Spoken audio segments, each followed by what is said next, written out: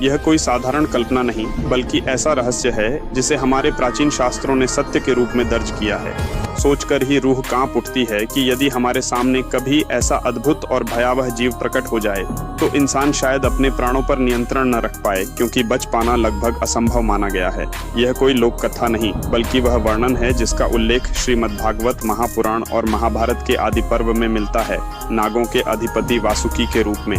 शास्त्र बताते हैं कि वासुकी नाग का आकार इतना विराट था कि उसका शरीर सैकड़ों योजन तक फैला प्रतीत होता था। एक योजन लगभग 12 किलोमीटर माना गया है, और यदि उसका स्वरूप 500 योजन का हो तो उसकी लंबाई लगभग 6000 किलोमीटर होती। इतना विशाल कि पर्वत उसके फन्नों में बंधकर साधारण लकड़ी की डंडी जैसे प्रतीत होते। उसकी आंखें अंगारों की तरह लाल थीं, जीभ बिजली की तरह चमकती थी, और जब वह फुफकारता तो आकाश, धरती और समुद्र तीनों थर्रा उठते। यही वासुकी समुद्र मंथन का आधार बना। उसका विराट शरीर मंदराचल पर्वत के चारों ओर लिपटा था।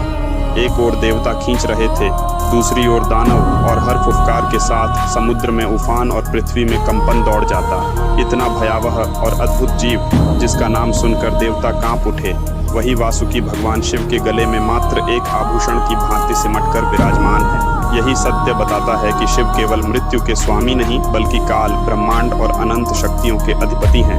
उनका स्वरूप इतना असीम और अगाध है कि वासुकी जैसा विराट जीव भी उनकी महाशक्ति के सामने तिनके जैसा लगता है, और इसी कारण वे महाकाल कहलाते हैं। लेकिन रहस्य यही समाप्त नहीं होता। शिव का वाहन नंदी केवल वाहन नहीं, बल्कि महाकाल की शक्ति का रक्षक माना जाता है। इस रहस्य का उद्घाटन